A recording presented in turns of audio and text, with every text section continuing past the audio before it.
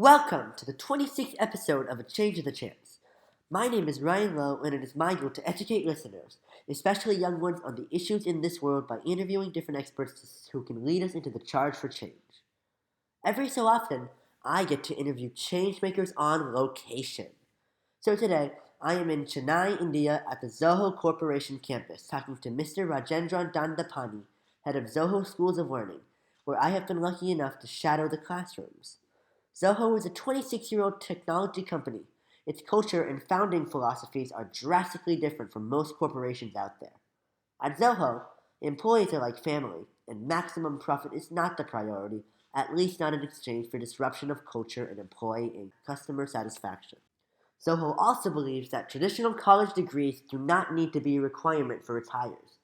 It believes that there is another option that is more meaningful to finding your career path, and that is Zoho Schools of Learning. Zoho Schools was founded in 2004 as an alternative for kids who otherwise would not have the opportunity for higher education. Since then, it has more than 1,400 graduates, and many have become managers at Zoho. So today we are talking with Mr. Rajendran, who is the head of Zoho Schools. So Mr. Rajendran, can you talk a little bit about why there is a need to disrupt higher education? Why is the current system broken? Okay, so I'll have to start a little more humbly, perhaps.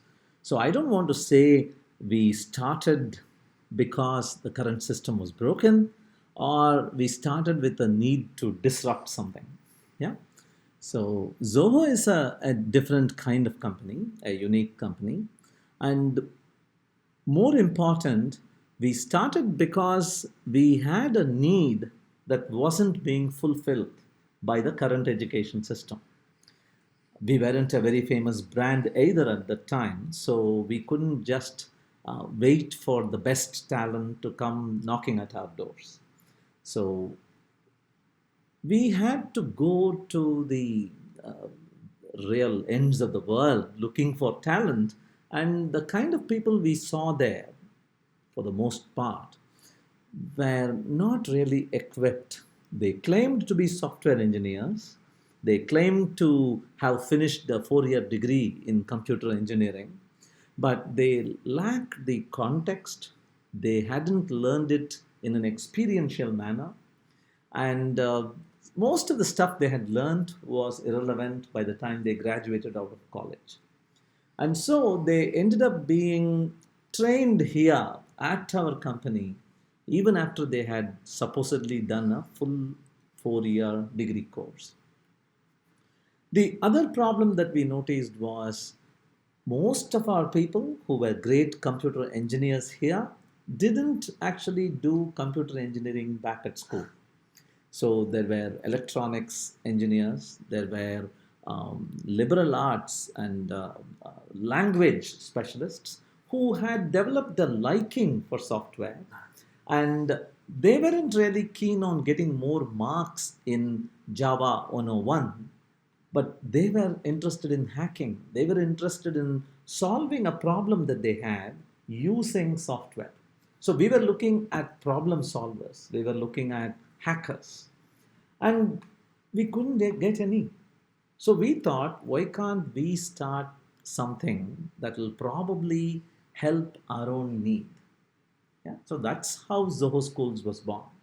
And then over time, we have understood that the reason why there aren't so many hackers and so many true to the term computer engineers out there could be because the higher education system is broken or flawed. And computer programming is a different beast than mechanical engineering or electronics because everything is done from a problem solving approach sort of thing. And you can't really write stuff in pen and paper and list things out and get done with it, memorize and get done with it. Everything you do with a program, with a computer, is it's a battle of wits. You try to outsmart the computer. You try to bend it to your will. It's a different kind of ball game altogether. So I don't think the higher education system, at least the place where I come from, India, has really figured that out and understood that this has to be handled differently. So that is how Zoho Schools was born 18 years ago. So we got some kids together who had that mathematics, problem solving aptitude, and the so called fire in the belly, the right attitude to work in a team. We looked for such people. We brought some faculty, not from some outside colleges, but from within the company, which means they were active practitioners, a software engineer interested in teaching software, rather than a computer science professor who had probably never ever built software. There is a clear distinction between computer programming and software development. Most of the computer science college profs are computer programmers, perhaps. But software development is far more than just being Yeah. able to write code. Yeah. Right? So, this is what we try to teach here at Zoho Schools. Yes, along the way, we tried to disrupt higher education unwittingly. It wasn't a plan. But today, after 18 years and 1,500 students graduated out of Zoho Schools, later we are able to say that this is a meaningful alternative to conventional college education. That's how we put it. My own son went through this course 5 years ago. He graduated out of Zoho Schools after I homeschooled him, and he is now a colleague. Oh wow, that's Yeah. pretty cool. Well, despite its beginnings as a way to find people, like for the company, you can definitely tell the way you've made it certainly has it has a deeper impact. You know what I mean? Yes. Yeah, and that's really great. So you were talking about it a little earlier. Can you talk to us a little bit more on how Zoho Schools of Learning, formerly Zoho University, has just evolved over the last 18 years? Yeah. So 18 years ago, it was an experiment, and at Zoho, we are pretty courageous with experimentation. Any direction you look on any common Monday morning, there'll be three experiments happening. The important thing here, though, about experimentation is we try to fail fast. We don't give it too much time to become too bad and too ugly a monster. The second important thing is we keep it small. We may have grand plans, we may think big, but when we start, we will try to iterate it fast, and we will have small plans, just 6 students, just one faculty member, just one room this size, 6 computers. Let's see what magic you can work. That is how it started. But along the way, when more and more managers started giving feedback that you guys are good, these guys, these kids, these boys and girls are doing amazing stuff. Can you give us more from this Zoho Schools? Can you expand? When they started asking, we started taking bolder steps. So along the way in 2011, 2012, we started a second branch of Zoho School of Technology in Tenkasi, another branch of Zoho. And then 2017, we started receiving students at our gates who already knew programming, who were already kind of having a computer at home that they were hacking together, doing some Python code. The internet, the national curriculum had brought in computer programming as a subject. And so we thought, if students are going to walk in with existing computer programming knowledge, it means no sense putting them together with other students we are getting from probably rural backgrounds who haven't even seen a computer before. So it'll either be too much to stomach for the kids who don't know anything, or it'll be too boring for the students who already know programming. So we created a separate hived off session called Zoho School for Advanced Study. So that is where you get deeper into programming. You experiment with mobile development. You try out some AI algorithms. So that was something that we have been doing for the past 6 years. Then we started the Zoho School of Design, followed by the Zoho School of Business. And the reasons we started these were, of course, one, as a company, you not only need programmers and hackers, you also need designers who will create the user experience, who will create the layout, the visuals, the icons, the promotional content, and so on. So you need a designer, somebody to draw and animate and deliver the visual experience. And you also need people who will write content, probably help pages, probably create a website, probably market and promote it on social media. You need that whole package. And when we started looking at it holistically, we realized that Zoho Schools of Learning is not special because of the faculty members here. No. It is not special because of the curriculum or the book recommended that we follow.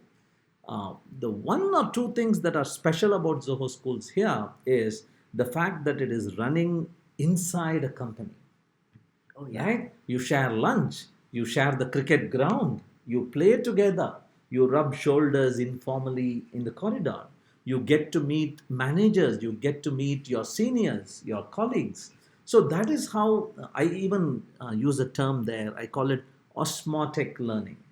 You remember osmosis, where there is a semi-permeable membrane and some of it rubs off on you, right? So you hold a perfume bottle for long enough without opening it and then give it away. Your hand starts smelling good because you're being just with it.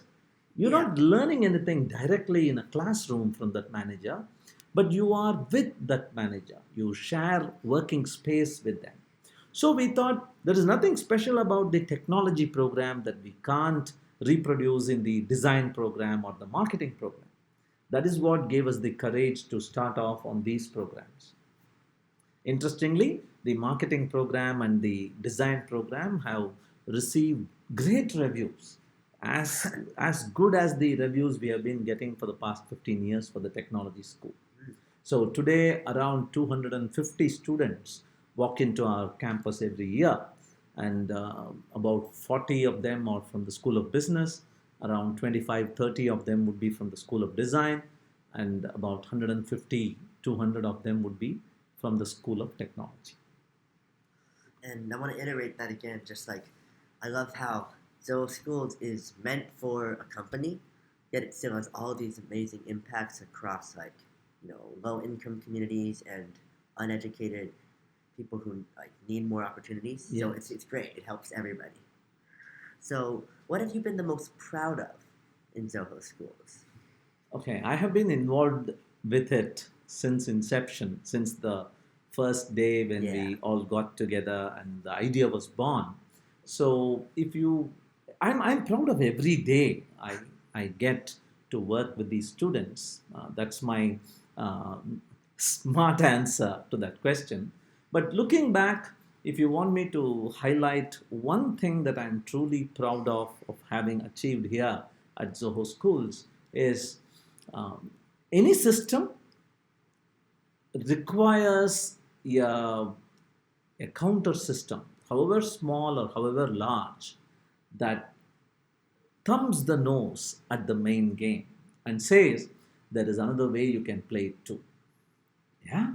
Okay. So any system, see, even Google, until ChatGPT came along, right? Google was the unquestionable king of search engines. This is true. And it could lay down the rules of how websites should be written, how content should be done, how ads can be marketed, how much an ad costs, everything.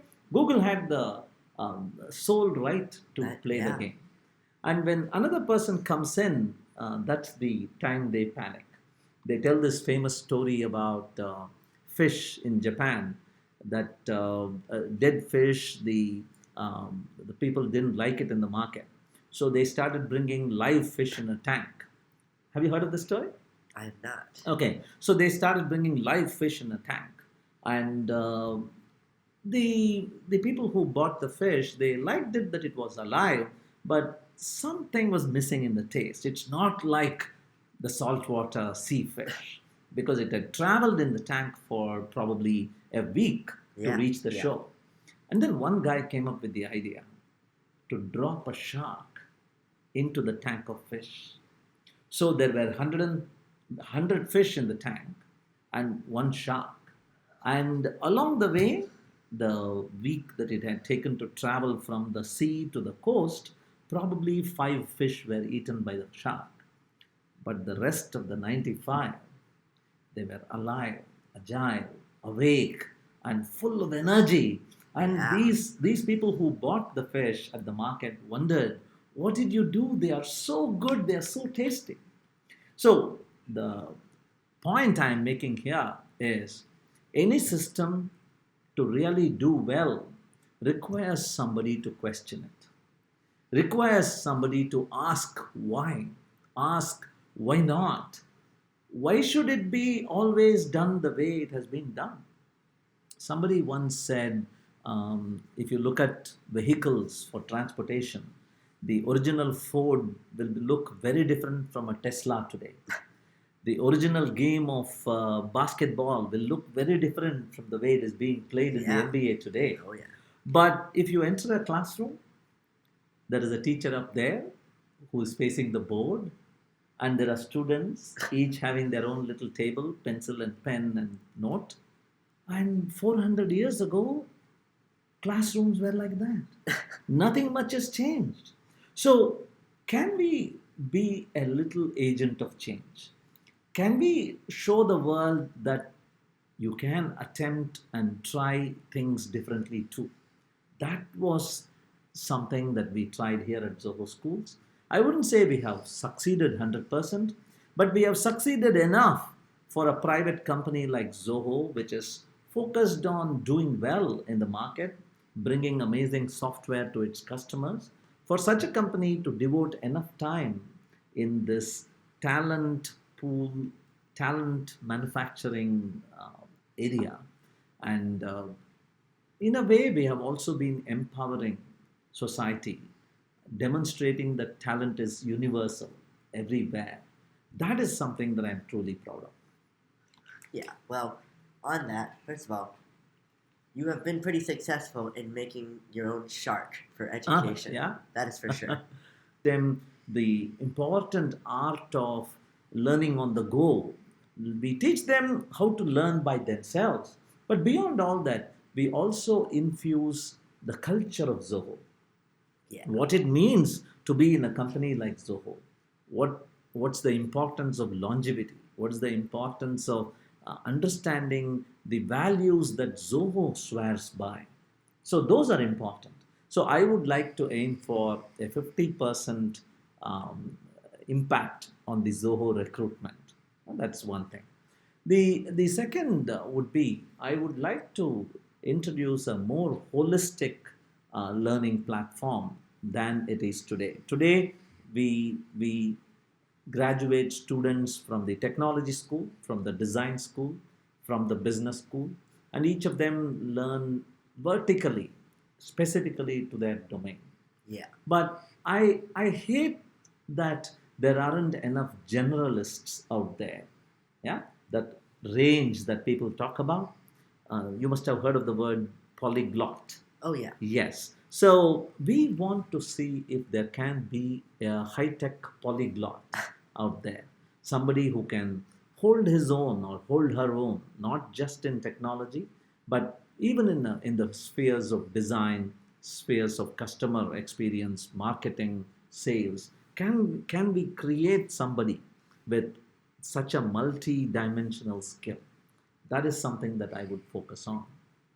Okay. And there is nothing sacred about the age that we have here, 17 to 20. Right now, that's been the way. The Indian educational system, grade 12, ends by about 17 years. That's how we arrived at that number. But over the past couple of months, we have been receiving requests from students in grade 11. Oh, wow. I don't want to go to grade 12. Can I join Zoho Schools? But we have been telling them, no, you're not a major yet. We can't pay you money yet, and so on. So probably we will explore a direction where there is a prep school, a junior grade Zoho Schools equivalent. Zoho Prep. Yeah. So where we give you the right aptitude and give you the right directional guidance so that when the time comes for you to enter Zoho Schools, you are better prepared. So these are all things that we have been running around in our minds. That first goal, what was that? That Uh-huh. was the 50% of Zoho. that was that one. Yes, Yes. exactly. I had a question about that. Uh-huh. Uh, what do you think is causing that decline, and what could actually be done to like boost it high? Decline? Which decline? Or decline more like as in 15 instead of 50. Oh, Why would it be like I don't look at it as a decline. We started at zero.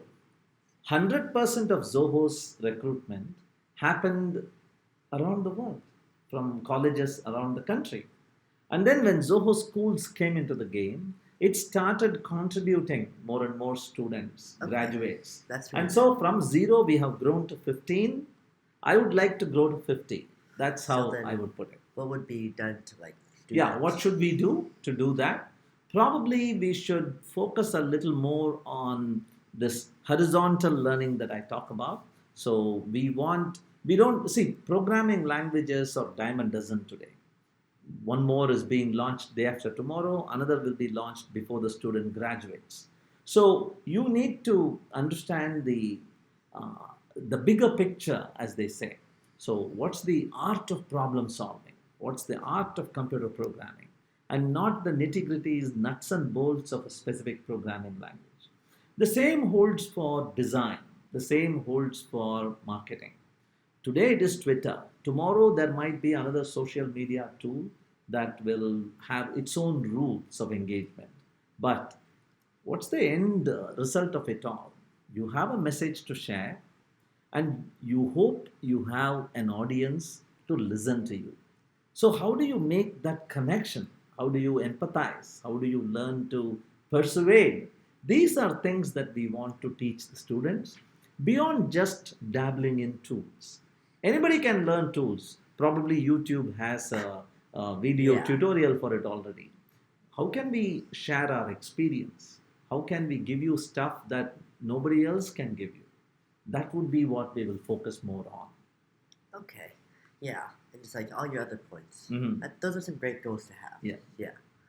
Okay, so last question. What do you think are good attributes for an educator in general?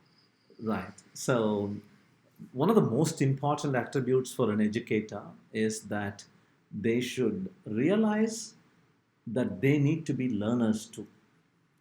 Yeah, Okay. there is nothing Yeah, called a that's- person at the other side of the table where this person is the learner and that person is the educator or the giver, because the body of content called knowledge has suddenly exploded in size. There is uh, there was a time philosophers. The word philosophy actually comes from phil is love and soph is knowledge. So philosophy comes from love of knowledge. If you love knowledge, you're a philosopher. But in those times, in the times of Aristotle and Socrates, probably there was a limited amount of knowledge that you could stack in a simple library. And there were two kinds of people, those who knew how to read and those who didn't know how Yeah. to read. But today, there is a third category, those who know how to read, but now know that there is so much to read that they have no way of completing everything. That is the category we are all in. So, as a teacher, an educator should look at themselves primarily as a learner, a co learner. Come, if you don't know something and you've come to me, let us both look towards the problem. You don't look at me for the solution. Let us both look for the solution together. Yeah. Probably I have some experience because I know the lie of the land, but come along with me. Let us both hunt. That attitude is very important. Yeah. The second one I would underline, I would stress on is you need to be a doer. I think it was Bernard Shaw who said that those who know, do, those who don't, teach. That was pretty cruel to say that about a teacher. But the sorry state of affairs in many educational institutions today is most of the teachers haven't done it at all. They have switched from learning to teaching without that crucial intermediary called doing. So I want all educators to not only learn how to do, but to keep doing. In fact, the best way a student can learn from you is by observing how you do it. Yeah, that makes sense. Right? So every student looks up to an educator who is actually a doer. I'm not sure if you have heard of the Indian epic Mahabharata. You must have vaguely heard of it. Ramayana and Mahabharata, two Hindu epics in India. Okay, great, great wars. Okay. So one of the classic takeaways for me from that epic is this kid will fight against his teacher and lose and lose. Yeah. How many teachers can claim today that if their student comes in front of them and there is a match of wits, a battle of wits, the teacher will win, particularly in the domains of high technology? You can't. Most of the time, it's the student that spins off on a startup, comes up with an amazing algorithm. If you remember Silicon Valley, the famous series, it's that kid who comes with that middle out algorithm. Do you remember? Yeah. So that is something that I hope educators imbibe the art of doing, continuing to do while you teach. Okay, yeah, both of those are really great points. Uh-huh. Like, for the first one about the three different types of like reading, but knowing there's more, Right. and then not. Yeah, reading. yeah. But so would you say that the problem for some teachers in other types of education is that they're just stuck in they can read, but Correct. not the Correct. second. What about your own experience? You're in school still? Yeah. Yes. Yeah. So what do you drop your jaw at when you look at your teachers? And where do you say may? Should I answer this? Alex? Why not? Go Okay. ahead. Well, You can cut it out of the final interview if you want. I'm pretty lucky. I have some pretty good teachers. I Amazing. would say Uh-huh. that, yeah. And most of my teachers are very based in, I can learn from you, you can learn from me, and we're gonna do this That's together. the attitude. That's the attitude. Yeah, it's a pretty great way to go, Hmm. and I'm glad that Zoho Schools is doing that too. So yeah. Nice. Well, thank you so much for your time, Mr. Rajendran. I believe that this is something that people should really think about in the U.S., where college degrees leave students in a mountain of debt, and the curriculum in undergraduate may not even directly train you for your career choice. Something has to be done, and perhaps a model like Zoho Schools is worth considering. That's it for A Change of the Chance, episode 26. I hope you learned something, and I'll see you in the next episode.